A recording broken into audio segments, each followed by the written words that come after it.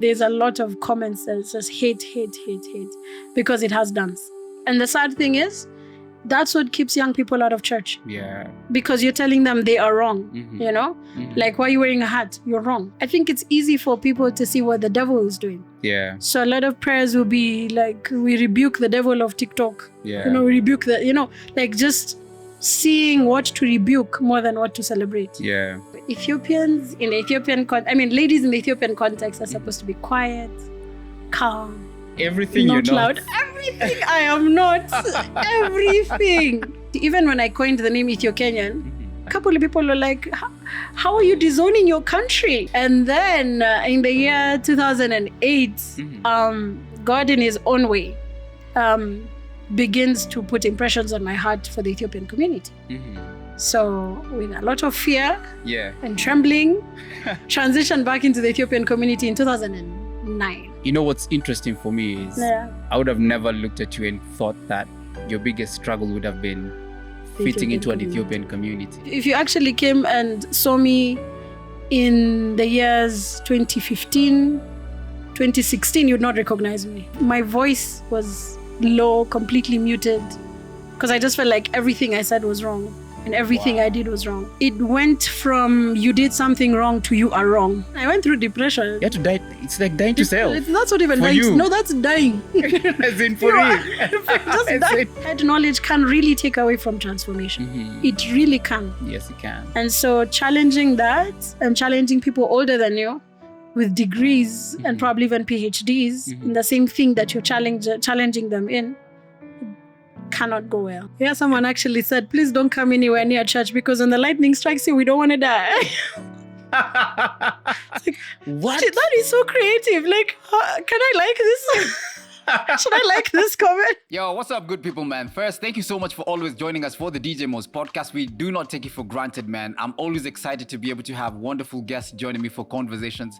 People who are known, other people who are not known, but they are known in their circles. And, you know, just being able to have genuine, honest conversations with them. So, man, as you continue digging in and enjoying the podcast, we'd like to encourage you to go ahead and support us, man. You know, this is only possible through your love and through your support. You know, pray for us. Talk about us, but then also you can go ahead and, you know, go a step further and support us financially. And you can do that by, you know, our account number and the till number. They're all, is it till number? No, the pay bill number and the account numbers iko hapa hivi, si ndio? Please do go ahead and support us financially, because this encourages us, it allows us to be able to pay our bills and to continue hooking you up with more great content, si ndio? Thank you so much for your love. In the meantime, man, let's continue in our conversations today hapa hivi on the DJ Mo's podcast.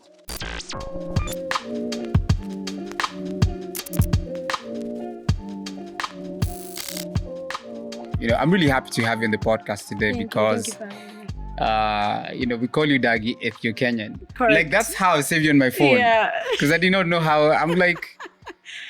I mean, that's the right way to save me on your phone. Yeah. Because I've been going by EthioKenyan for years. For years. I remember the first time, I was probably like in my teens at that point when I was like, yes, I'm Ethiopian, but Kenya is really raising me. Yeah. You know, so I was like, then who I really am is I'm EthioKenyan. Yes. Like, yes. I have a greater influence of Kenya even than I do of Ethiopia. But raised in an Ethiopian family. Grew up in an Ethiopian community and grew up also in an Ethiopian church partially for a period of my life. Yeah. So the Ethiopian influences were not far from my life. Yeah. And the contrast, the conflict, I cannot begin to tell you. I want to know. Oh my gosh. Like how, I mean, you've lived in Kenya like all your life. Yeah. So far. I came when I was 5. You came when you were 5. Exactly. So this is very much home for you. Very much. As much as Ethiopia is. Yes. But do you feel closer to Kenya? And I know that this is you don't have to answer it.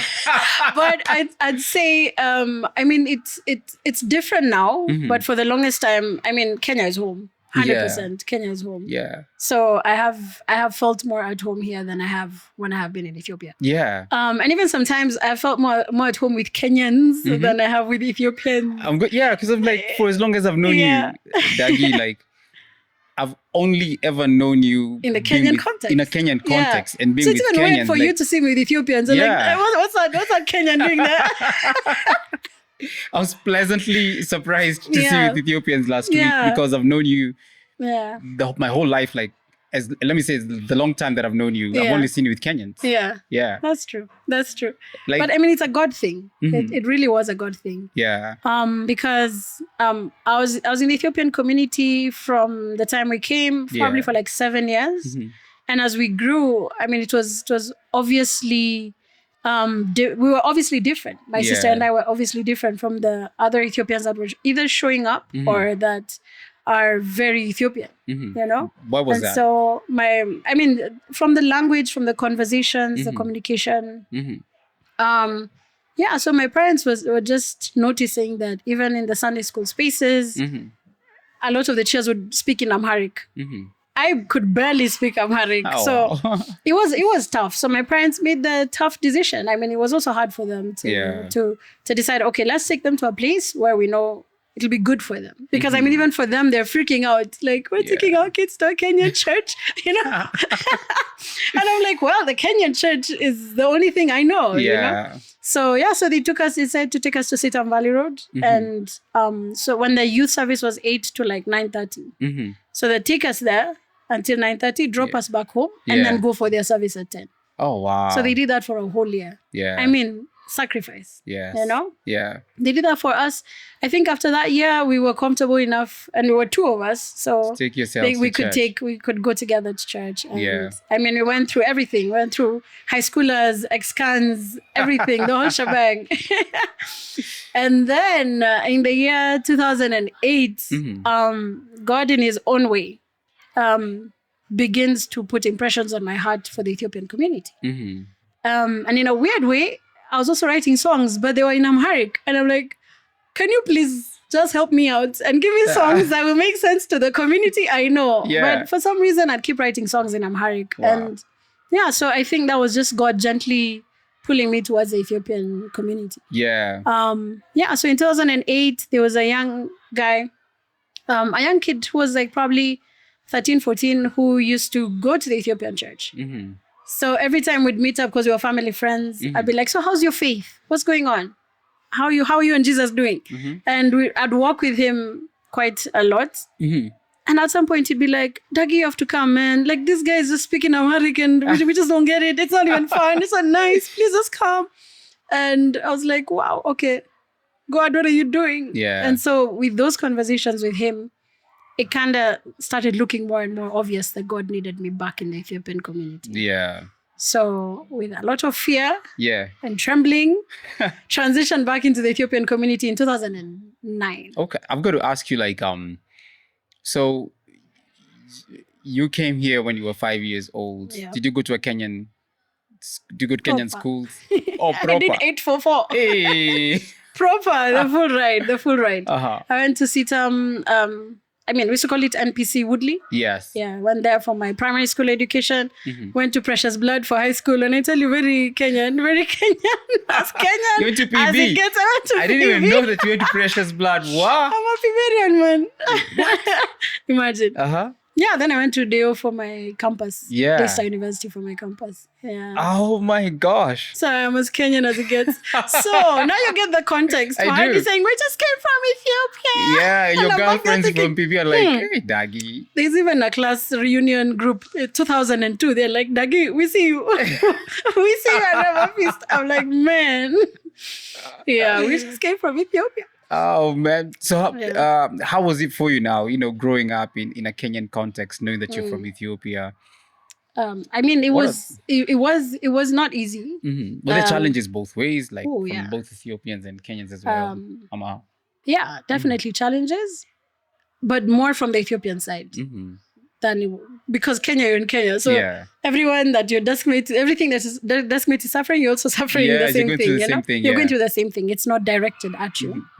So from the Ethiopian community, even when I coined the name EthioKenyan, and I was like, put it up on Facebook them days, Facebook days. So Daggie, EthioKenyan. And a couple of people were like, how are you disowning your country? And I'm like, well, we need to define your country first. You know, like that statement needs to be first defined for me because it's different. So definitely got a bit of a backlash for that.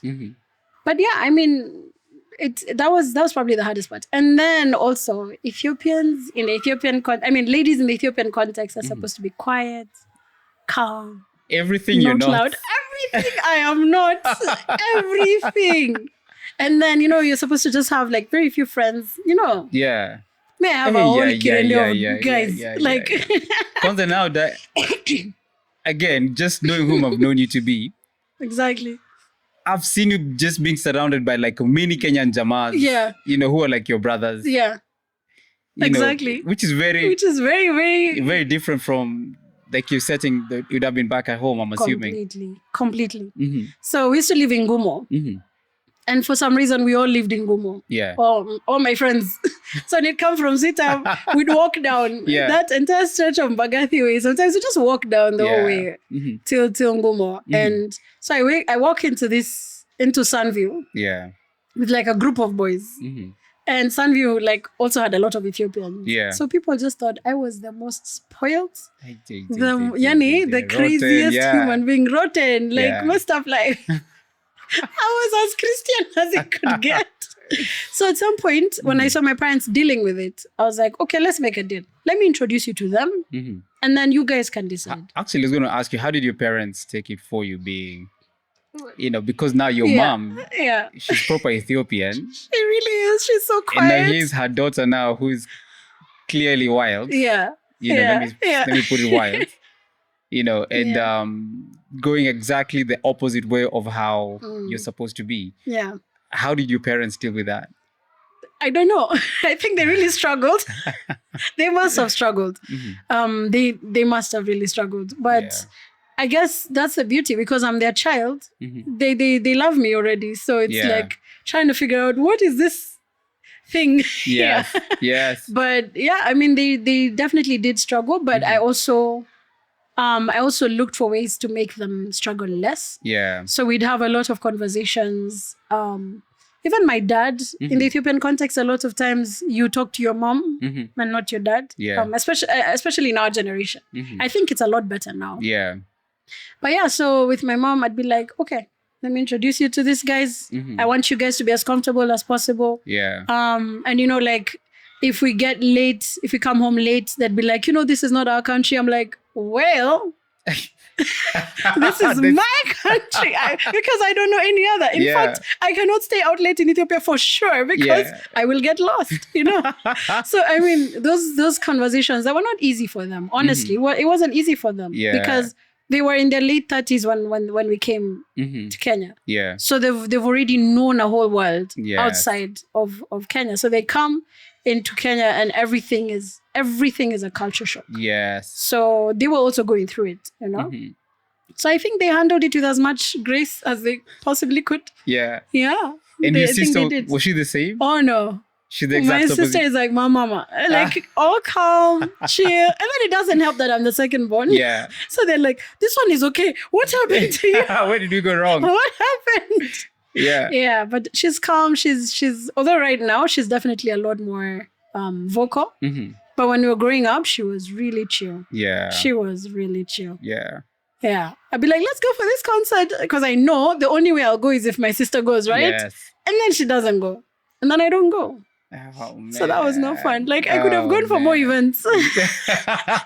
Then after high school, when she went for her studies in the US, freedom. Oh, yes. No, you did I love yeah, there's, that at that point now I could negotiate for myself. Yes. And so I was persistent. How was PB for you?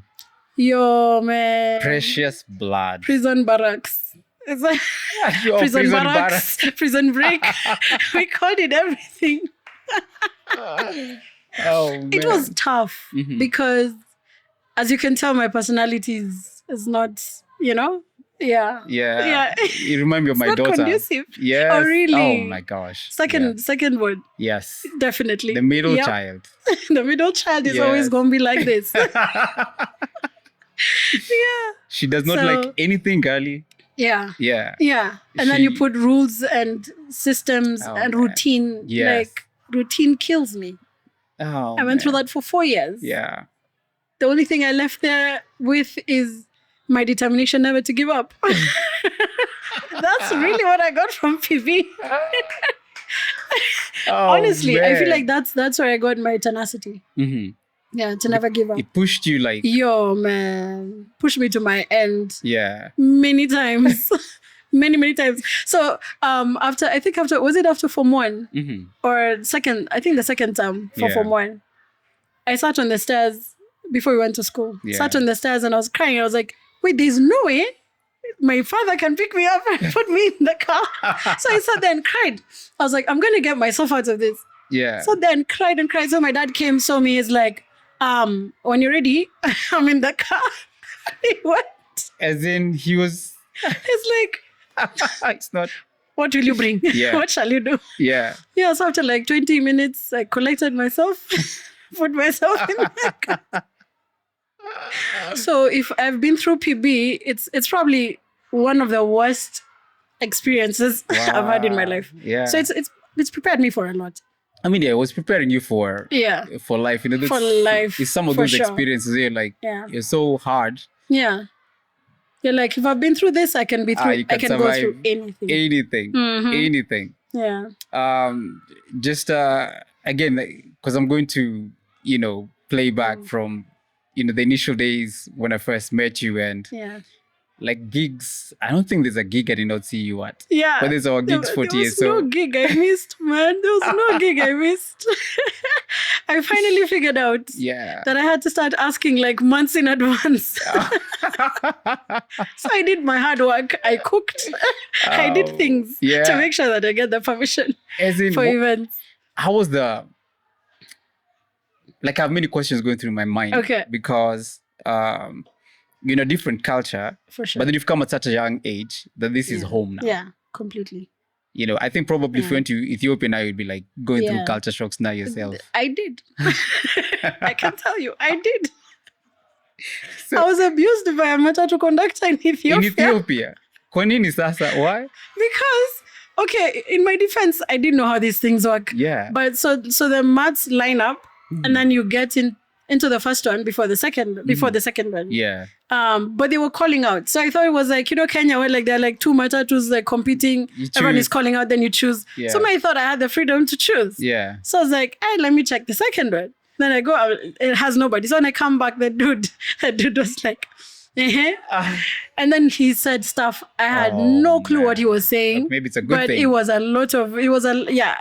was so bad. So I looked at the guy so blank. And then one of them comes and says, I don't think she knows Amharic. And then the guys start talking about me. Like now I become the topic. And then so someone just directs me to go sit at the front, like next to the driver. Yeah. It's called Gabina. So I go sit at the Gabina. And then like there were already guys in the mat. Yeah. So everyone starts talking about me. Guys are like, you can't blame the kids. Yeah. It becomes like group work. Like it's no discussion. We're doing this together. So you can't blame the kids. The parents are the ones who take them out of the country. They don't teach them Amharic. So when they come back, they get lost and they don't know what to do. And then the other half are like, no, it's the kids. The kids have to show initiative. They have to learn Amharic. So at some point, the conductor is like, all right, calling out for money. So he calls out Gabina. So I already know what he's talking about. So some random dude taps me on the shoulder and goes like, money.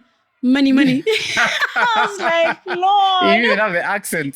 Like, that I have. That I can do really well. It's like, money, give money. I was like, oh my goodness, this is bad. So I gave the cash. Then I wasn't sure. There were like two roundabouts. So I wasn't sure that the place I was getting off, Mikhail, was on the first or the second. Then I was like, So I asked the guy next to me. And then the guy is like, oh my goodness. Oh Lord, this one doesn't even know where she's going. And then he was getting off ahead before I was. Yeah. So he got off and closed the door on me like it's not And then, so I look at the driver, I'm like, this guy is crazy. And then he goes like, after. Like it's not this roundabout, it's the next one. After. I'm like, after, okay. So it was crazy. It was insane. So I did face culture shock. Man. I did face culture shock when I was there. And how long were you in Ethiopia for? 3 months. The first time I went, I was there for 3 months. This is Addis? Yeah, in Addis. I was in Addis for 3 months and I loved every bit of it. I think at that point, I was like, I think it kind of hit me that like my heart is in Kenya, but my soul is in Ethiopia. Oh, wow. So, yeah. And I guess part of the process of God also bringing me into what he's doing right now. Yeah. So, yeah, I never ever thought, when I was going for the Kina TSO, all these gigs, I never ever thought that God would ever use me in the Ethiopian community. Yeah. I thought that was in my past. So was going to Ethiopia part of you wanted to were you going to visit your folks, or are you going to connect now with? This is a part of you that you're like, yeah. Because now I'm assuming you've gone as an adult now. Yeah, I went right after high school. That was the first time I went. Okay. So I went when I was 5. I was there when I was 5. Mm-hmm. Then the next time I was there was when I was 18, 19. So wow, there was a lot of stuff that had changed. So this conversation, is it when you're 18, 19? The conductor is, the after. Yeah. after. To this day, it's a running joke in our home. After. I'm telling you that I got off that mud. And as I was walking, I was just like, what just happened? What just happened? I should have turned around and spoken some Amharic. Yeah. But it's all good. Now maybe they would have been more pissed off with you. They'd have been more pissed off, actually. Kumbe this chick knows how to speak Amharic. She's just jifanyai. Yeah, they probably give me an exam over there just to see my level. It can be unforgiving, so I chose peace. Yeah. That's what's up, Anna. Yeah. Now, through your your time here, going to Sitam. Yeah. I think now the school is called Sitamudli, yeah, I guess. So having gone to a Kenyan primary school, a Kenyan high school, and a Kenyan university, what was your biggest transition for you? And one that had a pretty significant impact for you? Yeah. Transition-wise, I don't think I struggled, because when I came here when I was 5, by the time I was getting into school, I was already assimilated into the language. I mean, yeah. Kerere. That's the only word I can describe that with. So, because I went straight into, I guess, baby class or KG, whatever they call it. Yeah. Nursery. We used to call it nursery school. So that's where I started from. And before that, for like 3 months, we had a tutor who would come and teach us English and Kiswahili. Yeah. Because, bro, I came without English. Like, my first language is Amharic. Yes. And Ethiopians are very proud of Amharic. These two, I think to this day, there's some spaces where like you learn English in Amharic. Like they teach English. Like you get what I mean? So like how would you, teacher, like 1, 2, 3 or... Like... let's do like the alphabet. All right. The alphabet. Okay, so like we have... Like my sisters would tell me how they learned English was... Like from Kikuyu to English. Yes. Like Mwalimu Wito, teacher. Yes. That's... The teacher is called, teacher. Yeah, the teacher means teacher. Neweka Oru bad. Neweka Oru means you've done bad. Oh, wow. Yeah, pretty much. That's how a lot of English is taught in Ethiopia. So the only English words I knew when I was coming to Kenya was, how are you? I'm fine. No, I don't even think there was at that point. Like, how are you? Fine. Fine, thank you. And then the rest, we used to mess it up. We'd be like, that was us talking English, fake talking English. Yeah. So I think that really helped with the transition. Okay. So I didn't struggle into any of the spaces. Yeah. Transition-wise. What I struggled with was coming back into the Ethiopian community in 2009. That was a tough part. That was a really tough part because most... And this is here in Kenya. Here in Kenya. Because I felt the call to just go back into the Ethiopian community, which is the Ethiopian church. Yeah. And serving the teens. So I've been serving in the teens ministry since 2009 to this day. So was the challenge being that you're going to an Ethiopian culture and you don't know much about that culture because you're pretty much Kenyan at this point? Yes. Not necessarily the culture, the nuances in the culture. Like some of the things that are said and what that actually means. So the social aspect, like me going into that space, making friends and getting to know people and having interactions. Yeah. Were really, I was seeing everyone through my Kenyan eyes. Yes. So, and it's generally Ethiopians are very loving, by the way. We're really affectionate, So sometimes misjudging that affection and thinking that this person really likes me and thinking that they're my really good friends, and it's just they're just saying hi. You're making too much of a big deal from just a hi. Okay, you're thinking you're best friends, telling all your secrets. I tell you, I've been burnt, man. Tell my secrets to the wrong people. It's been used against me. Oh my gosh. So that was the hard part, and just even knowing what not to say, because there's a word naur. Naur is stuff that you see that you don't say. You know, like naur. There's like a gap between ne and ur. So naur. Naur. There you go. Yes. You got it. So there's so much naur. Like, you don't say that, and does I balim? You don't say that, you know, and I'm like, so what do you say? You know, I'm like, yes. Tell me what to say. Don't tell me what not to say. Yeah. Because it's like, you know, you're being told to go to junction and you're being told, don't use Agwin's Kodak. Don't use. I'm like, just tell me. Yeah, just follow this barabara. You know, just tell me what to, so it was a tough learning curve. And if I can even dare say to this day, I think I still get a number of things wrong. Yeah. So a like number now, of things. At Sitam, you used to hang out with all these dudes. Yeah. Which was okay because, you know, that's us. Yeah. You know, but then now you're going to an Ethiopian culture now where can you take the same kerere you had at Sitam now to the Ethiopian culture? Yeah, no, that kerere landed me in many problems. I was going to say. Many problems. Have been discussions. I've been the topic of discussion in many rooms. Even amongst parents? Among parents, adults. Right now, even people younger than me are discussing how I'm an issue. But anyways, to God be the glory. That's all I can say. Because, I mean, God made me, you know? Yeah. And that's why I loved what Lacri said when he said, like, the only thing you can be is yourself. Or during the meet and greet, when someone asks, like, so how do you do this confidently? Yeah. It's like, at some point, the only thing you can do is be yourself. And I think I got to that point many times. The only thing I can be is be myself. Yes. And Alam helped. Shout out to Alam. Alam helped. He would idiot proof. Idiot proof a lot of my conversations. Because I felt like I was coming out as an idiot a lot of times. He helped my life. Let me just say. He helped my life. Big shout out to Alam. I'm telling you. He's such a good guy. Very. Your hubby is very chilled out. Yeah. So chill. I'm like, and your opposites attract. Kabisa. I mean, I'm sure there's some women who are like, Alam, are you sure? Yes. You want to deal with all of that? Yeah. So did you have to drop off like some of those tendencies that you had when you were at Sitam not to jail into the Ethiopian community? Absolutely. Wow. Man, I went through depression. You had to die. It's like dying to self. That's not even dying. You. No, that's dying. As in for real. Just die. Yeah, because I mean, there's an element of dying to self that's biblical and Christian. Yeah. But at this point, like, there's a point I had a switch in personality. I said, if you actually came and saw me in the years 2015, 2016, you'd not recognize me.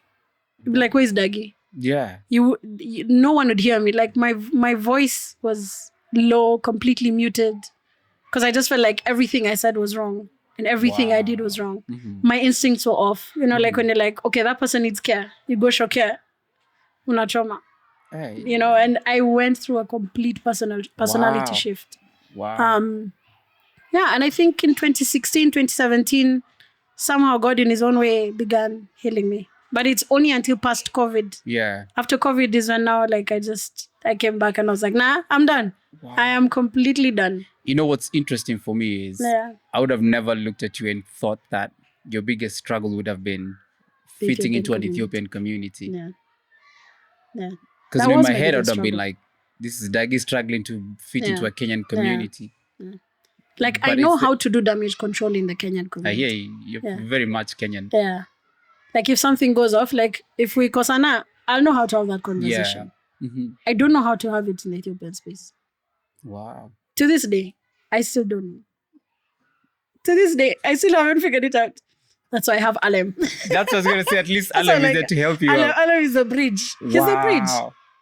Because now you're working with young people in the Ethiopian community, you and your husband. Yeah. And that's the irony. And I'm like, God, you got jokes though. Like you got jokes. Because like, I mean, the teens that I've been able to be with from 2009 to date, I mean, it's been, I can't even begin to tell you. It's been God. Like major life transformations have happened. People that would have never thought of being Christian are now very committed to Christ. Wow. And even doing the same thing. Like there are a couple of them leading a teens class in Canada. Or like wherever they go, they become what they saw. Wow. And so seeing that ripple effect, it's undeniable. It's undeniable that this is God's will. That's incredible. Yeah. And the craziest thing is the hardest seasons, the hardest times when I've gotten the fight the most is actually the times when we've been extremely effective. Wow. Yeah.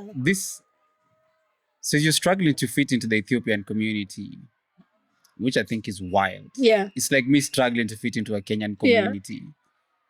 Yeah. And then you start going through this time of depression. What led you there, and how did you?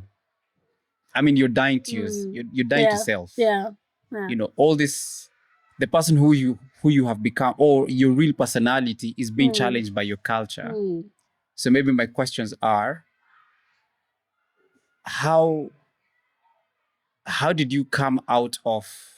What led you to the depression? How did you come out of it? And how do you balance between your personality, Daggie, and your culture, which is which your personality clearly is not meshing well with? Yeah. All right. So what led me there? It went from you did something wrong to you are wrong. You did something wrong? To you are wrong. Wow. Like you the way you're existing is wrong. You know, like you shouldn't be this way. You shouldn't be that way. And that was hitting right at who I was, you know, because for me, I mean, ministry, for me, the center of ministry should always be the people you're serving. Yeah. That's always been my heart. Yeah. Because at the end of the day, Jesus came and died for people, not programs. Yeah. Not events, not schedules, not curriculum. Yeah. You know, Jesus died for people. So people should always be at the center of it. So always trying to figure out what can we do best to feed this young people the best way, you know? And so like when we're suggesting things or doing things that now kind of feel out of place in the cultural context, it becomes an issue. Yeah. For example, like, I mean, bringing hip hop music into the playlist, you know, bring musical aspects that they could connect with easily became a big issue. You know, bringing in dance became dance. I don't know. I mean, to this day, it's still tricky. Yeah. You know, in the Ethiopian space. And for me, dance was such a critical part of freedom. Maybe we just need to do that dance. No, you see, those ones now for demons. Is what it's associated with demon occult things in Ethiopia. That kind of dancing. Yeah, any kind of dancing. So the spiritual ones are the shibshaba, side to side. Yeah. And the clapping, those are spiritual. So jumping towards heaven, you see, you're heading towards it. So those are spiritual. Those are fine. So the moment you start dancing sideways, you're like, nah, you're just feeding your flesh. That's the thought process. Wow. But for me, dance has been a journey of freedom. Yeah. You know, it's breaking free, both emotionally, mentally, psychologically, and physically. Like it's an expression of the freedom. Yeah. You know, and the That's joy. Very well put, you know, yeah. And the joy of being set free, man. Yeah. Like, man, like imagine the Samaritan woman after all that has happened for her. Yeah. Like she's uncontainable. She has to go and talk about she has to go talk about it. And I'm sure she's not going, excuse me, I got something to say. Nah, she's going with everything in her, you know? Yeah. And that's what dance means for me. So bringing all these elements, kept them in church, kept these guys in church, kept bringing them to church.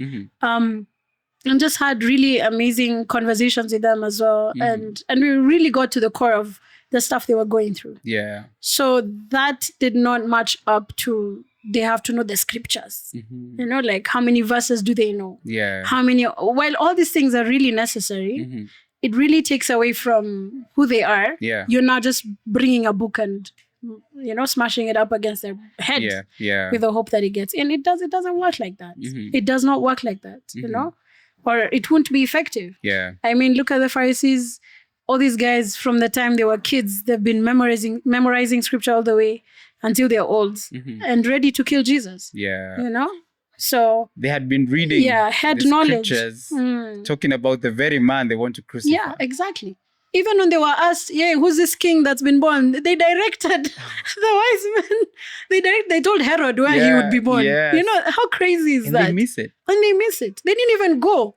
But they said when he'd be born and where he'd be born. Wow. So it's insane. Head knowledge can really take away from transformation. It really can. Yes, it can. And so challenging that and challenging people older than you with degrees and probably even PhDs in the same thing that you're challenging them in, it cannot go well. It did not go well for you. Cannot. It can never go well. Oh my gosh. Yeah. Because you're challenging the culture. Challenging the culture, the system. This is culture actually you're going head on against. Yeah. It's been insane. But also very validating because even with the music, with Aujalo, one of my music videos, man, there have been group discussions about it as well. But yeah, I mean, a lot of it. I mean, even on the YouTube video, I mean, it's in Amharic though, but there's a lot of comments that just hate, because it has dance in it. Wow. And the song literally means, I'll rise up. No, I will leave, I'll rise up, and I'll move in faith. Yeah. So how you go and say that sitting down? Yeah. How? It just didn't work. So I got a lot of backlash for that. Wow. And but at the same time, it kind of brought a lot of cross-cultured people from all over the world into a space of where now we're having conversations together. So there's like a whole network of young people that are now connected digitally by just being slightly different from the community. And it's been amazing. It's been an amazing journey. So I can see why you'd go into depression because, like you're saying, you're going against this cultural norm. And culture is hard to break. Yeah. So I think most of the time it's like culture breaks you. Yeah. Not the other way around. Correct. As you try to go against the grain. And like you're saying, it goes from not what you're doing is wrong, but you are wrong. And the sad thing is, that's what keeps young people out of church. Yeah. Because you're telling them they are wrong, Like, why are you wearing a hat? You're wrong. So you're already out of church. Like, you're pushed out. Yeah. So a lot of people were being pushed out of church. Yeah. By the same people that hope that kids are in church. Yeah. The same individuals. I promise you, the same individuals praying for young people, for there to be a revival, for people to love God, are the same people pushing people out of church. And that it did not make any sense to me. So this would chip at you, Pole. Man, a lot. Like, I remember there was a time we had a kids thing in church and the same room was being used by the prayer team.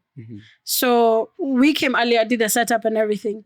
And the prayer guys kicked us out. And I was like, I asked the guy, do you know that them being here is the answer to your prayer? You can literally take a break today. Because just witness, just sit in it and look. And people don't want to sit in it. People don't want to see what God is doing. I think it's easy for people to see what the devil is doing. Yeah. So a lot of prayers will be like, we rebuke the devil of TikTok. Yeah. We rebuke just seeing what to rebuke more than what to celebrate. Yeah. So a lot of people that are challenging whatever exists to cut across into the youth space and to actually make an impact, man, those guys are lonely. Yeah. They're so lonely. Yeah. Yeah. And I can't even imagine how difficult that was because in the place where you hope to find acceptance, it's not. My own people, man, my blood. I'm like, I'm going to my flesh and blood. At the very least, where my mom has been an evangelist, my dad has been an elder. This is the place where I will definitely be loved. And they're the ones who are kicking you out. Yes. I was very foolish. Yeah. Wow. Yeah. So how would you process this at night? Not well. Many nights, not well. Not well at all. Yeah. Just a sense of rejection, And as I said, the way like you think that you guys are best friends because of how they say hi to you. So it literally felt like I kept mourning relationships. Yeah. Yeah. Like I kept losing relationships because of that. Yeah. So it's not been easy. That's crazy. It's not been easy. But That's I mean, the really call crazy. is what just kept me there. Yeah. Because I think about a kid who's just gotten over an addiction, and who's finally made it to the other side. Yeah. I think of people that were like completely shut down, now excited about life, excited about church. Yeah. And even there was a kid who had come recently from Ethiopia for like a month and a half. And like by the second Sunday, like he was telling his friend, like, Daggie has made me love church. Man, Daggie has made me love church. When I go back to Ethiopia, I'm not going to miss church again. Yeah. I was like, hey, okay, we're doing something right. So, I mean, those are the stories that just keep me saying, nah, it's worth it. Is that what got you out of a dark place as well? Oh, yeah. Honestly, yeah, completely. Because it's easy to just give up. Yeah. Man, life would be so good if all I had to do was not do any of these things and just have a chill life. Yeah. And enjoy my family, have 3 kids, just play with them, Life would be so easy and so nice. Had you met Alem by this point? Yeah. We met in 2000. So when I came to Ethiopian church, I found him there. Yeah. So we started dating probably like 2-3 years after I came into the space. So he I think he has carried me through a lot of this. Wow. Like a lot of the pain he's carried me through. Yeah. Sometimes he'd have to slap me back into the right headspace because he'd be like, don't you see it? Don't you see what's happening for these guys? Like, that's what you're gonna give up on? Yeah. Like, okay, fine, no. Wow. Yeah. So you wrote a book about Crosscultured, and I want Yeah. to dive into it a little bit. Yeah. Tell me what's the gist about it. So Crosscultured was, or rather, it took me 3 years to write Crosscultured because it shouldn't have, honestly, but it took a long time because I still felt like a fraud every time. Every time I'd do a section of it, I'm like, so I put it away because the voices are still in my head. Yeah. Yeah. Yeah. So it took me 3 years to finish it, but it's basically about my experience in Kenya, my experience between the two cultures, how it conflicted a lot of times. Oh, by the way, I got saved twice. You got saved twice. I got saved twice. Just pause that. Tuko question. You got saved twice. I got saved twice. How many times did you get saved? How do you get saved twice? So what happened was the first one was not enough. The first one apparently wasn't enough. Wow. So this lady who is a friend of my mom, I mean, she used to come over a lot. They pray together. So at some point, I guess she just didn't like my demeanor or something. I don't know. Something just pissed her off. So she's like, come. Wearing trousers. Come, I pray for you. I'm like, okay. So she's like, kneel down. I'm like, okay. So I kneel down. And then she's like, repeats after me. She's like, dear Lord Jesus, I come before you. I give you my life. So as I'm praying, I'm repeating after her, but I'm like, what is really going on here? How old are you at that point? I was probably like 18, 19. Okay, wow. Yeah, shortly 19. Akin, you're so kind. You knelt down. Bro, I didn't know what was happening. I just went with the flow. No, and we used to live in Sunview at that point. So finished the prayer. I literally stood up and walked straight out of the door. And I took laps around Sunview. And Sunview is huge. I took like a couple of laps just having a conversation with God, saying, Lord Jesus, what on earth is this? Yeah. Why? What would she If she's really your person, if she's really your servant, how could she not know already that I know you? Yeah. And if you know her, why don't you tell her that you know me? Like just a very... It was like 3 friends. It's like, why did you tell me? Why did you say that? So it was a tough one, man. That day was really tough. Like, I feel like I fought with God taking laps through the estate. And and it took me a long time to forgive her for that. I mean, it's not like it was a big thing she did, but like, she knows our family. She knows, like, it's not a stranger. Yeah. She knows my mom. She's been praying with my mom for years. She's known that I've been saved since I was 13. Yeah. So I'm like, man. Or did she just assume? It's like just in case. Just in case this one is going to hell. Let's do an insurance. Yeah, I need assurance. I just say blessed assurance. Ile ya kwanza, I don't think Daggie understood the decision that she made. Yeah, tukimwangalia button of her trousers, still wearing trousers, she's still crazy. She's still listening to loud music. Come on, radio. Yeah. Oh my gosh. Yeah. So that was a crazy experience. Yeah. Yeah. So Crosscultured, you write about your experiences. Yes, so I write a lot about those experiences, what that communicated to me, how I struggled through it. Yeah. And at the end of each chapter, kind of have trigger questions for anyone who's reading to kind of also go into your own experiences and to see if there's any similarities. Yeah. Because I mean, even in Nairobi, I feel like growing up in Nairobi, it's such a culturally diverse space that some elements of what I went through could actually be more common than not. Yeah. You know, even now as you're speaking, I'm thinking about how we probably don't appreciate this. But I think sometimes in the school spaces, there are people who probably come from communities that are not ours. And communities, I'm not necessarily talking from a tribal perspective. But maybe someone has come from this part of town and then they've come into an urban setting or vice versa, from an urban setting to a rural setting. Correct. We're the same people, but we reject, we make fun of, we ostracize, and we don't. Yeah. And for me, you've just made me appreciate that probably that's also another kind of a cross-cultural, experience. Yeah. It's crazy. It's crazy because actually one of my friends, Laka, read the book and he sat me down for 3 hours explaining how each of the chapters made sense to him. And even just, I mean, we're talking about culture, yes, but there's also Christian culture. You know, there's culture in the church that's also kind of different from church to church to church, you know, even just in Nairobi. Yeah. So even that, my experience of a Sitam girl who was, by the way, really killing it and having such an amazing time in Sitam, called by the Lord Jesus Christ into a space. I mean, it was from one church to another church. Yeah. So there's also a new church culture you're getting used to. So it really, it may have been my experience. I realize now that it could actually be so many of us experiences all over Nairobi even. Yeah. Yeah. Yeah. Actually, the Amharic church that you say going to, is it very traditional? Well, it's more of a fellowship though. Okay. Because a lot of guys come from different churches.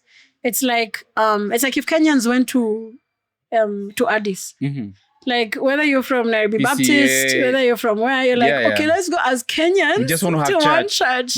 You know, so these everyone is already struggling with everyone. So guys are not already in agreement. You know, if there's one thing and you either do it or you don't, that's easy. Yeah. But like when different people come with like different expectations, then compounded with the Ethiopian culture, and then the new church culture that has been formed, that's what makes it even a lot harder. Yeah. To break through. Yeah. It almost feels like all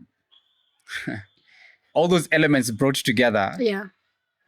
Have like there should be an excitement, but then at the same time, it's like it's the very elements that can completely tear completely tear each other down and stop even the growth of the individual or of the church. Yeah. Clearly, like it was for you. Yeah. And for the longest time, we didn't have mentors in that space. For alumni, we didn't have mentors in that space. Yeah. Because everyone is struggling to make sense of the space for themselves. Yeah. So even the 50-year-old, the 60-year-old person is still trying to understand what is this space, you know? So for both of us, we had mentors outside of the church that we're serving in. Yeah. Do you want to take me through some of the some of the lessons that you wrote on your book? I'm trying to I'm like, wow. You're glitching. I'm like, system error. I think it's because the new one is still fresh in my mind. Yeah. But from the old one, EthioKenyan, I think one of the chapters. Okay, yes, the first chapter is called Ouch. As it should be. As it should be. So ouch is, well, I just got thrown into this life that I didn't expect. I wasn't aware of. You know, my parents are feeling unstable in a space that I'm already stable in, you know? Yeah. And just that contrast and growing up in that, in that diverse space. Yeah, and I think for all of us, we all have ouch experiences growing up. It could be the family dynamics. It could be the church dynamics. It could be school dynamics. It could be sibling dynamics, you know? I'm laughing because I'm like, everything you've talked about, I'm like, there are many ouches for you.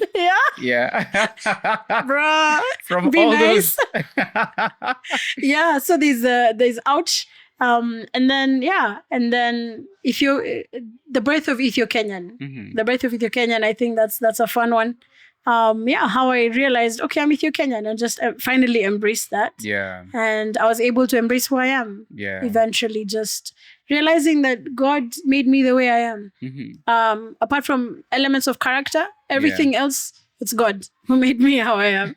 You know, character, I take responsibility for my character formation. Yeah. But everything else, it's how God designed it to be. God knew what percentage of Kenyanness and Ethiopianness I needed to do what he needs to do. Yeah. So, then birth of Crosscultured is now realizing that it's beyond me, that God has made me go through everything I've gone through for someone else's benefit.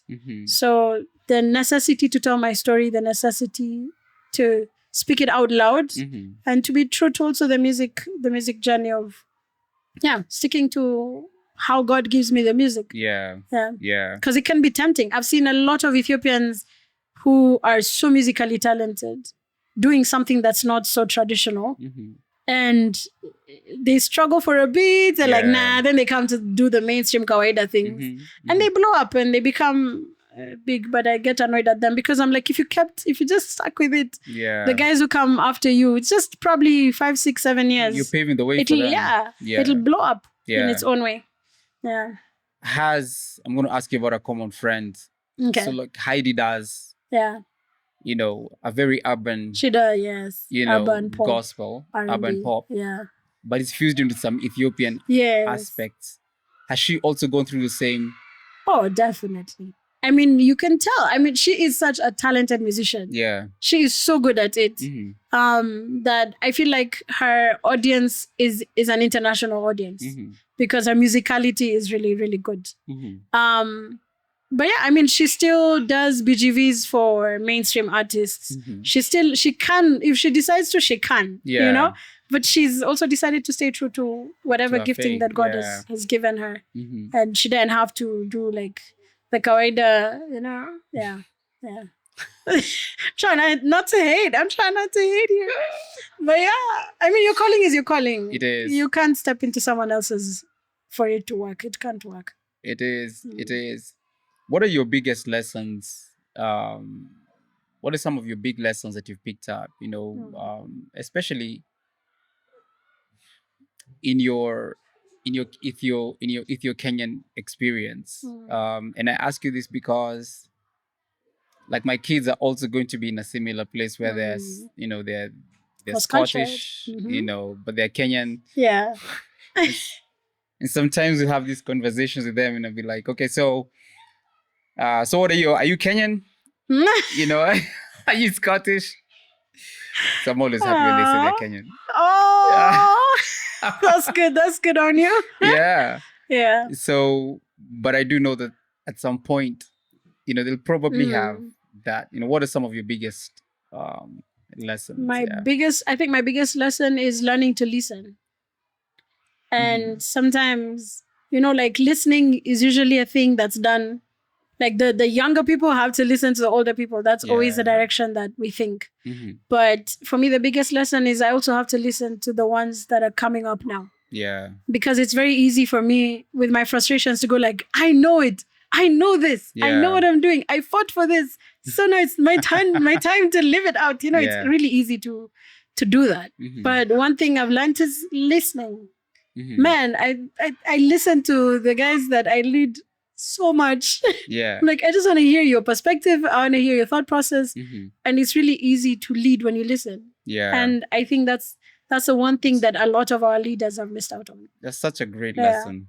Like, They tell me things, I'm like, I don't agree with that, but let's see where this is going, to the end of it. Yeah. And a lot of times it's challenged me to be different. Mm-hmm. It's challenged me to grow so much. Yeah. And I think that's made me more effective. A place of listening, being in a place of listening. So I've got to ask you now about your dating experience as well, because your folks are very traditional. That's so hilarious. I'm assuming. I'm in trouble on this one, by the way. other day. Yeah. I was like, in my head, because we also have another common friend. And I would tell my friends, listen, umresha taoloa tu na Ethiopia. So ateni kupoteza wakati. Yeah. I think she ended up getting married to a Kenyan. Yes, she did. Yeah. It's so crazy. And I think that's the funny thing is the flip always happens. Yeah. I realize now. Because my sister, like growing up, my sister was like, I'm definitely marrying an Ethiopian. No. And I'm like, me, Ethiopian, never. You'll not catch me dead. And now you're so... Alas. Hey, your daughter is married to an Ethiopian. And then the flip happened. Yeah. So my sister wanted to get married to an Ethiopian, married a Kenyan. We wanted to get married to a Kenyan, married an Ethiopian. Yeah. But again, I don't think Alem was very, very Ethiopian because he came when he was 14. Okay. So he had been in Kenya for a good while. Yeah. So I think we clicked because of that as well. Yeah, but before you met Alem. Yeah. As a young person. Imagine he's the first guy I dated. No way. Oh my gosh. Okay. He's the first guy. But you see how confusing that is for people who saw me always with boys. Yes. Like, that's why for me, I'm like, hey, no way. Yeah. He's the first guy I dated. No way. Yeah. I mean, there were always I was going to say, you must have had all these boys who are hitting on you. Almost, but never. It just never. I think I was also intimidating because I come out as a big personality. So, yeah, that too. But mostly, it just never happened. Yeah. That's incredible that Alem was is the first guy you dated. But I was also very scared. I did not like the idea of dating for a very long time. As I just like friends. I like having friends. Yeah. So how did you handle those almost? Not well. Not well at all. I think I ran away. You left them matani. I'm telling you. Kiani. With all my confidence, I couldn't. What? Yeah. Hey, there are many broken hearts out there. No, just a couple. Trying to look nice here, boss. Yeah. Oh man. Yeah. Was there ever any pressure for you to date an Ethiopian, a cultural expectation? No, I was already weird. Yeah. So they're like, in fact, please don't date an Ethiopian. Leave our Ethiopians alone. You go marry a Kenyan. You corrupt an Ethiopian man. Go marry your fellow Kenyan. Alem was protected. So a couple of people tried to protect Alem. Yeah, I was going to say, they must have tried to For real. Actually, quite a number of people. Do you know what you're getting into? Alem, of all the beautiful women we have. Of all of them. Actually, of all the Ethiopians we have. Who are you? You're going for a Kenyan. And you're going for a Kenyan. Oh my God. And it's funny because some guys actually thought that I was married to a Kenyan. A lot of the people I've met recently, like Ethiopian ladies, there's an event I went for. So they thought I was married to a Kenyan. Because of my personality and everything. Yeah. So when they realized, oh, you're married to an Ethiopian, I was like, yeah, but he's the one who married the Kenyan. Right? Right? I love it. I love it. Yeah, it's been, yeah. I love it. Yeah. So as you're talking, and you shared about how you have, you've dropped your music and you have all these conversations that are happening, on your channel, on your song, people are writing in Amharic, hating on you. Yeah, someone actually said, please don't come anywhere near church because when the lightning strikes you, we don't want to die. Like, what? That is so creative. Like, can I like this? Should I like this comment? You should, by the way. Man, but I mean, I went through a dark phase initially. When those comments I didn't expect that big of a backlash. Yeah. Hey, was your stuff. That's crazy. That's crazy, actually, thinking about it. So saying that, I wonder, or a thought came to my mind, that could God be opening you up towards a greater Ethiopian community that's in a cross-cultural space like you've lived in here. Yeah. But now you have guys who Ethiopians are all over the world. Yeah. I mean, it did. It actually did. There's a lady called Mama Beza. Shout out. She has been my mentor for the last 7-8 years. And she has walked with me for real, because she's also been in the cross-cultural space. And fun fact, she grew up in Kenya too. Hey, yeah, but she's now in her 50s, but has had crazy impact across the US with the young people from the Ethiopian community. She actually even organizes like conferences for them and gets them together. And I had the privilege of going for one of them in 2019 and even speaking there, sharing about my journey being cross-cultured and everything. And man, I was warned. I was told like, so Ethiopian kids in the US, they don't like being disturbed. Yeah, they just chill. They just sit down. They probably say, yay. So don't be discouraged. Okay. Yeah. I was like, okay, cool. By the end of the night, we were doing Onaga and guys were standing in front, jumping like crazy to Onaga. I was like, that's what's up. So there's something electric that God is doing across the Ethiopian cross-cultural space. Yeah. That I'm also really new to, honestly. I don't have the blueprint, and that's the beauty. It's with him. So so just following every step, obeying at every step, and just trusting God. Like there's that posture of learning. Yeah. But I think for you, Daggie, you have such great experience, lived experience. Correct. That gives you a very unique opportunity to be able to do life with, like even the young guys you're dealing with now. Yeah. You know, now they're probably more Kenyan than they are Ethiopian. So how do they navigate through life, you know, in that space? Yeah. How do they continue growing deep in their faith? Because I think for as long as I've known you, I could be wrong, but I also think I could be very right by saying I don't think I've ever seen you waver from your faith. You're absolutely right. The same Daggie I met in Sitam, you know, is still the same Daggie who's sitting over here next to me many years later. So I think you have there's such a unique gifting over you that allows you to be able to walk with these young people and as a living example for them to be able to look at you and be like, if Daggie can, so can I. Yeah. I mean, hearing you say that for me is so encouraging. You know, like because you never see yourself. Does that make sense? Unless you're looking in a mirror. Like in any room you're in, you're always looking at people. You never get to see yourself. So hearing what you see, what you've seen over the years, it's really encouraging. Thank you for that, first of all. No, you're welcome. But faith definitely central part of it. But the funny thing is, like, the beauty of the cross-cultural space that God has allowed me to step into in such a way is that they don't become like me. That's the beauty. Like it kind of allows them to just be true to who they are. Yeah. So for the longest time, I was like, may have been called for the Ethiopians who grew up in Kenya. For me, it was very specific. But that wasn't it for God. You know, God was like, nah, I need it for young people, but I ain't gonna tell you because it's gonna mess with how you're thinking right now. You know, so with time, I realized that even like, as I told you, the kid who came from Ethiopia like a month and a half ago. Yeah. Like fresh from Ethiopia. Yeah. Like it took me moments, by the way, like I probably like 2-3 years ago is when I realized, man, I'm also impacting people from Ethiopia. Like that was new for me. Yeah. That was really new for me. But they are also going through cross-culturalness because of tech, because of just opening up of the media and everything. I mean, Heidi doesn't sound like someone who grew up in Ethiopia. No. And yet she grew up in Ethiopia. Wow. You know, just because there's some spaces where the worlds are just different. And right now with tech, with phones, with all this internet interference into every culture, which no culture can avoid it at this point. Yeah. There has been a quick growth of the young people into what the world really is. So I think someone even defined it like, it almost feels like their parents are not their grandparents because of how advanced their kids are. Yeah.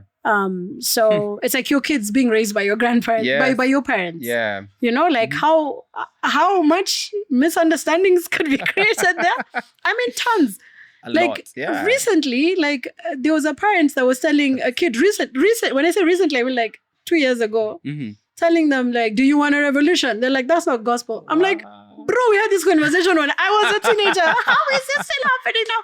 20 years later, you're kidding me. You're kidding." You know, like it just it blew my mind, and it still blows my mind. You know, because the conversations I thought that were like ages ago, people are going through them right now. Yeah. So that's the beauty, that being cross-cultured is not necessarily being Ethiopian, grew up in Kenya, but it's beyond that. It's wherever you're at, how can you be true to who you are, who God has called you to be, and live it out fully, like completely, with joy, you know? Yeah. With complete expression. So having been married with children now, how are you intentionally raising up your kids?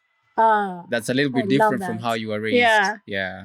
I think I cracked it very recently. So my mom had mentored my cousin, who is probably like 10 years older than I am. So my mom mentored my cousin. And then my cousin mentored me in a way. Yeah. And now I'm mentoring her son.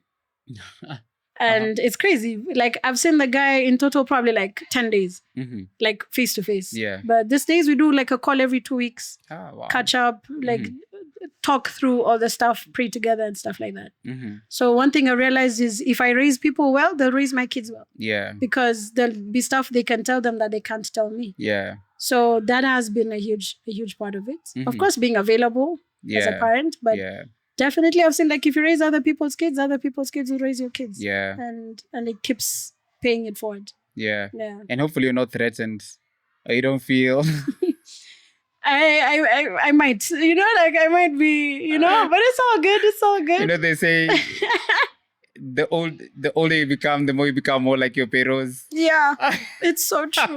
And that's why I said the real lesson is listening. You know? Just sit there in your discomfort and take it. Yes. And take it. Like I've been called out. A couple of times I've been called out. You know, there's a time I shared something on a group and I was like, this song really touched me. I'm sharing this with you guys in the teens group. So I'm like, see, that's kawaida. One of them was like, no, please. No. This is Christianese language. Touched you how, where, why? You know, like explain. Like it doesn't make sense to anyone.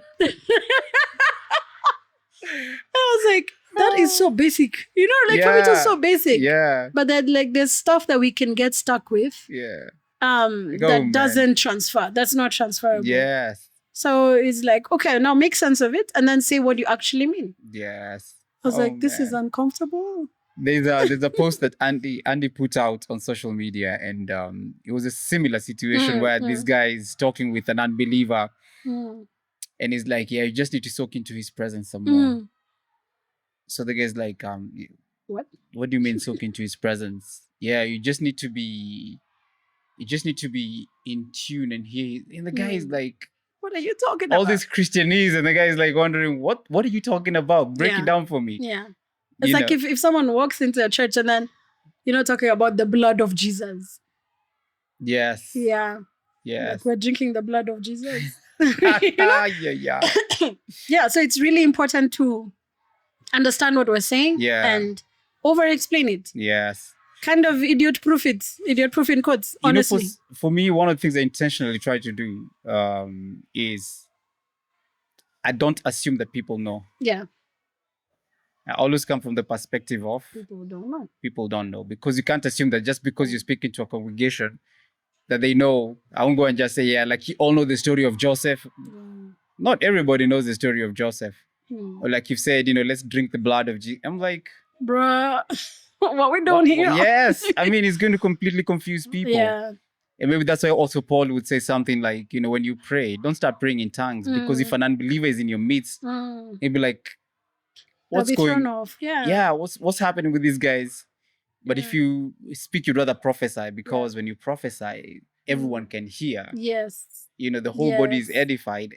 And then there's conviction for the person who does not know. Yeah. You know, so like we can't assume that people know or speak the Christianese like you people are calling you. Yeah. Tell you I've been called out.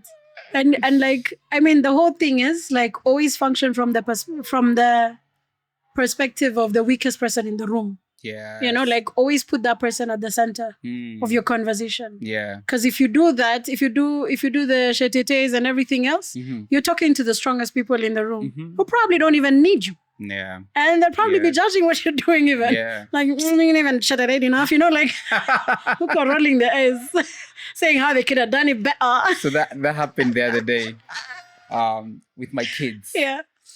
So this is, I don't even know how to respond, but so I was on stage. Okay. And, you know, to someone who's praying. Yeah. But my kids could not figure out what the person was saying, you know, because we're praying in tongues. And so my kids are like, what's Mommy, going on? what is she saying? You know, what's going, in fact, it was like, what's going on? Yeah. You get, so that's why I'm like, you just can't, there's certain things that we do that we need to be more careful about, especially when we're standing in public places. Yeah. Because you keep creating distance between people and Jesus. Yeah. And that's the risk. Yes. You keep pushing people away from Jesus. Yes. And that's a risk we cannot afford to take. Yeah. Yeah. Your parents have since... Yeah, they're now in Ethiopia. They moved back. And they went through culture shock. Yeah. I don't know how I'm happy about that. Now they know what you... Now they know. But they were like, was Ethiopia always like this? Are Ethiopians, have they always been the same? I'm like... She'd be like, have we welcome always been to like my this? life. Hello, cross-cultured. Because they've been here for a while. 20 years. They've been here for 20 years. So they've gone back now. Yeah. And now they've been home for 12 years. And they had to go through a cultural shock. They've gone through it too. So funny. It was so hilarious. The things that you probably were telling them. So I was like, so now do you want to come back home? I'm like, you want to come back? You can still come back. How is it for you now that they've been gone for 12 years? Oh, man. I mean, I got to see them a number of times. I got to see them almost every year. Yeah. So it's been amazing. Yeah. And also sad. You know, it's hard to see the people that were super strong and raised you. Yeah. Now growing older, you're like, oh. So it's a bit sad and hard. Yeah. But yeah. I mean, they have grandkids now, so yes. Yeah, that's their joy. But they don't have, like, none of their kids are in Ethiopia. Yeah, none of the kids are in Ethiopia. So just them now in their relas. Yeah, and I'm not planning to. No, I can't. I cannot. I used to say there's no M-Pesa. Now there's M-Pesa. I think they've started M-Pesa. So I don't know what my next excuse will be, but I need to figure it out quick. But I ain't going back. It would be interesting if they don't say, Daggie, I'm thinking you need to go back to... We'll have to have a meeting with Jesus. The Holy Spirit and God the Father.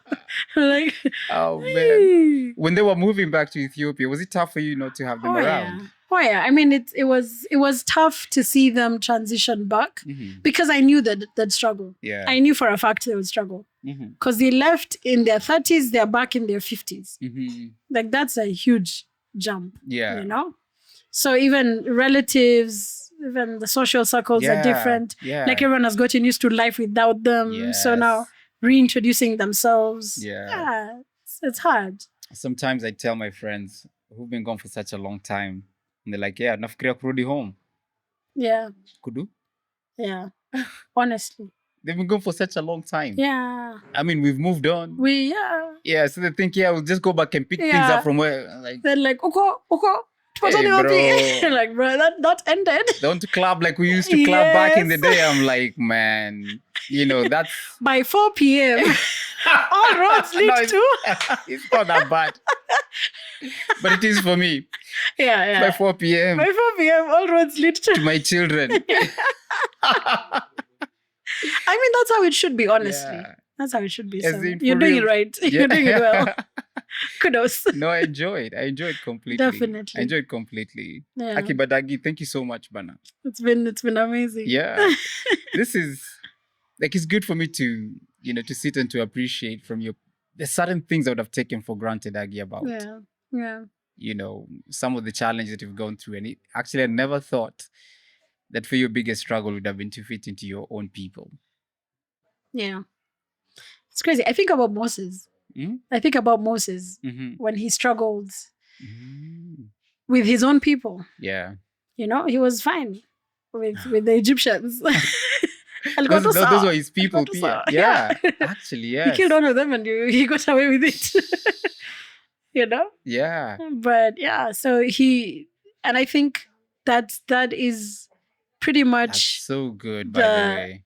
Yeah, it's for freedom that Christ has set us free. Yes. So it's really important that becomes the focal point. And that's what even kind of informed Free People, which is the next book I'm writing. Free People. So how many books are these now? 2. Yeah. So this is so good. Yeah.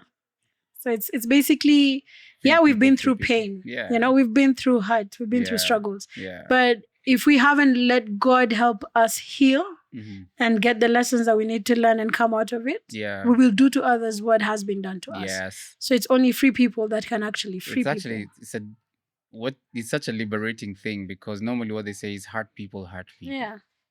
Yeah. You know, freed people. Free people, actually. Free people. Yes. Yeah. Yes. I had never looked at Moses as a cross-cultured kid. There you go. Welcome. That's so deep. I had never looked at it from that perspective. That he actually lived in Egypt. He was raised in Pharaoh's house as an Egyptian. Yeah. I'm sure the mom must have told him you're pretty much an Israelite. You know, but his own people rejected him. Yeah. They were like, dude, yeah. Wow. So I guess you can relate yourself to Nini. Could you say to Moses? Very much. The deliverer of our people. The rejection, man. Oh man. Yeah. But thank you so much, Bana. Thank you for having me. How do guys get how do guys get a hold of your book? So the book is available on Amazon. Yes. Crosscultured. Yeah. Daggie, EthioKenyan. Yeah. It's on Amazon, and if you want it in person, we will find a way. Oh man, we'll should send, be. I hope guys can be able to get the book. A hard copy, so you can also be able to read it. I'd like more digital books, easy. Yeah. You know, so but this is really good. But now, are you going to attach a journal to it? I'm not yet sure. Yeah. I'm in the process of figuring out a lot of things. But I never ever saw writing as part of my life. I never thought I'd ever author. It's one of those things when you start, you never stop. Yeah. So you're writing books so into true. your 90s. It's so true. It's so true. Because I even felt like I was cheating on singing. Like when I'm writing, I'm like... But I'm like, okay. So yeah. So definitely, I think it needs a journal, honestly. I can't wait to see it. That's going to be a good one. If you're able to do the journal. Yeah. But I'm also excited about your Freed People, Free People. Yeah. Yeah. That's a good title, by the way. Yeah.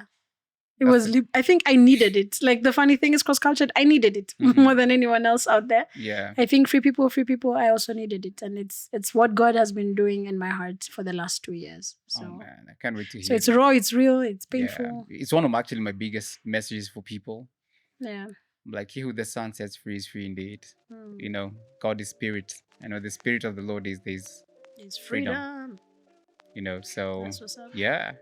But thank you so much for coming. Thank you so much for having me. This is so good. I mean, we've been friends, but I'm like, I feel like I'm knowing my friend even a little bit more. Yeah. You know. Yeah. So this is awesome, Bana. Yeah. Guys, thank you so much for joining us for the podcast today. It's your boy DJ Mose, hanging out together with Daggie, EthioKenyan. You know, she's very much ours as much as she's Ethiopian. We just claim her more. Yeah. Thank you very much. So thank you so much, guys, and do go ahead and like and subscribe to the channel. You can also go ahead and share the podcast with your friends, and even better, your enemies, because that's how you show love to them. Sindio, keep your enemies close. Peace. Thank you so much for joining us. God bless.